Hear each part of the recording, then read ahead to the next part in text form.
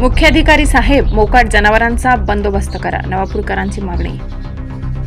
नवापूर शहरातील डॉक्टर बाबासाहेब आंबेडकर रोडलगत भाजीपाला विक्रेते बसते असताना अचानक मोकाट गुरांची लढाई सुरू झाली। यात काही भाजी विक्रेते यांचे नुकसान झाले आहे। या मोकाट गुराचा बंदोबस्त नवापूर नगरपालिकेने करणे गरजेचे असून या मोकाट गुरांच्या भानगडीत कोणाचा जीव जाऊ शकतो।